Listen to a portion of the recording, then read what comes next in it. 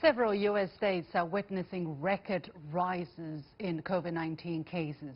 Nevertheless, U.S. President Donald Trump held a rally in Tulsa, Oklahoma on Saturday to reinvigorate his re-election campaign, but to unexpectedly low turnout. Buffeted by health and economic crises on top of nationwide protests against racism, the rally was President Trump's first in 3 months. What headlines did he make this time? What does the low turnout say about Trump's campaign trail ahead? And with just 5 months to go until November's election, has the U.S. been made great again? I'm joined from Washington, D.C. by James Early, CEO of Stansberry China, an investment research firm, and from Shanghai by Professor Chen Hong, Executive Director of the Asia-Pacific Studies Center of East China Normal University. Gentlemen, welcome to The Point. So updating a little bit where the U.S. stands in terms of COVID-19. Several states, including Oklahoma, have seen their cases rise recently. For instance, in the state of Oklahoma, the Department of Health reported 480 new cases across the state on Sunday, bringing the total number of positive cases to over 10,000. One additional death, 369 corona deaths statewide so far. In Tulsa County, where the rally was held, a new record of daily cases was reported. And on Saturday, the 5th record-setting day last week, with 2,350 cases and nearly 70 deaths. And 66 members of President Trump's team who were working on the rally reportedly tested positive for the virus ahead of the rally. So, Mr. Early, to hold such a public rally against such a backdrop, was this a public health gamble? What does this kind of decision to hold the rally say about where President Trump is in his strategy to fight the virus? Well, thank you, Chen. And by the way, it's not often we hear Oklahoma pronounced with a British accent. I think it sounds quite good. Sorry, I tried my best. So. It's very, very good. If we could all say it so well, I'd be happy. Yeah, look, if you look at the video, not many people are wearing masks, and people have described it as a super spreader event. It's just basic logic, basic science, right? You don't pack a lot of people in. Fortunately, it wasn't too many people to pack in, only 6,000 something as opposed to, I don't know how many 100,000 or so forecast. But, you know, there's really a tale of two countries going on here in the U.S. In the Northeast, and I'm considering Washington, D.C., where I am as part of the Northeast, everybody's got masks. I just took mine off a second before I came on. In the South, in Florida, in Oklahoma, in Arizona, you're looked at strangely in some places if you're wearing a mask. And I don't think that's going to continue forever, but we've seen cases drop in the Northeast and start to rise in the South, so they're sort of eating their own cooking, unfortunately.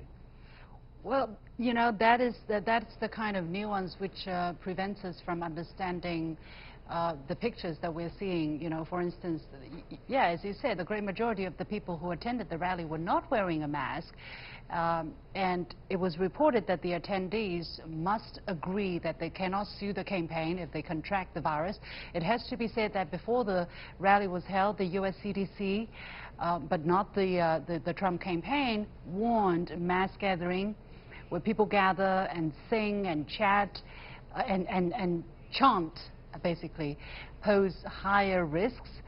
But it has to be said that the campaign was reported to be distributing masks and hand sanitizers. And President Trump, on TV, he did suggest that wearing masks at least don't help. But he also said if people wear masks, it was okay. So, Mr. Early, do you understand the messages that is being sent to these people, whether they should be protecting themselves, whether they should not, against the backdrop of rising cases in the South? Yeah, I do not understand the messages, Chen, very, very much. You know, obviously, we have an issue with states' rights versus federal rights here in the U.S. right now. The states are free to decide their own policies, and some are quite strict, some are not, but we also have the issue of ideology, and I think Trump is sort of trying to play both sides. He doesn't want to come across as totally irresponsible, so he pays whatever lip service is necessary to mentioning the masks, but at the same time, he doesn't really wear one in public. There's only a handful of photos with Trump wearing a mask, and I think that's an example that a lot of the people at these rallies are obviously following. Yeah, well, in the days leading up to the rally, President Trump and his allies said they were expecting 1 million attendees. But as Mr. Early just said, out of the stadium with a capacity of 19,000 seats, visibly the stadium was empty, and it was reported that only 6,000 some people were there. An overflow rally that was cancelled because simply there was just no need for such a rally.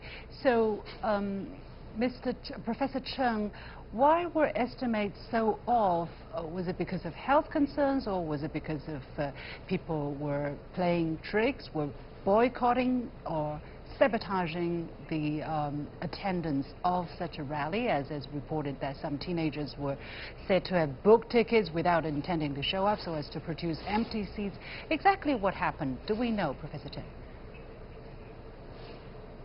I think actually there are various reasons that people try to attribute to the near, semi-empty stadium of the rally. But indeed, we'll talk about pranks, but pranks can only happen for once or twice, not always, But so for this particular rally, if you look at the stadium, the seats are almost, in some parts, almost, half empty, and actually people are actually only, making half-hearted sloganeering and cheering. So definitely, I think we are actually witnessing a kind of lack of confidence from the people, in the U.S. government's capability to contain and control the situation, and also, lack of confidence in Trump, and also in Trump and also his lies. I think actually in this rally, it is quite demoralizing, because actually the U.S. election system depends largely on numbers. And if Trump cannot get good numbers, definitely that will be reflected in the future poll results. So I think actually, this can be quite demoralizing for Trump himself. That's why actually at the end of the Tulsa rally, actually he said that actually he was only half satisfied with the performance in the rally itself. Mr. Early, what is your take on possibly what's behind the many empty seats that we're seeing, and what does it say about people's confidence in the future of this campaign? Well, Xin, there could be a more charitable explanation. I mean, people just might be more aware or more informed than, I don't want to say than Trump hopes, but they just don't want to go risk getting the virus. He could have, I mean, this is obviously a bad show. It's obviously embarrassing for Trump, and it doesn't look good when you forecast so many and so few show up. But it could also just reflect that people don't want to come out and risk getting the virus. So that would be a positive thing. It's obviously a terrible time to be having a campaign rally, no matter what political party you're affiliated with. So I think that's part of it too. I don't know about this theory of the teenagers on TikTok advertising, to get these empty seats, or to book the empty seats and then not show up so they would be left empty. I don't know how much truth that has. One wonders if Trump will attack ByteDance next because of that. But basically, I guess I wouldn't read too much into this one rally because it's happening at such a terrible time. But certainly, if this continues, it's not looking good for Trump, who's already struggling, with his handling of the virus in the polls, struggling with his handling of the racial protests right now. His approval ratings were surprisingly high several months before, and now they've gone down quite a bit relative to Joe Biden. What would have happened if President Trump would have opted to go online, putting people's lives first? I mean, you could see from the images, some people were wearing masks, but the great majority were not, and they were close to each other, and they were, cheering or, whatever, talking, exchanging words, so putting themselves at risk.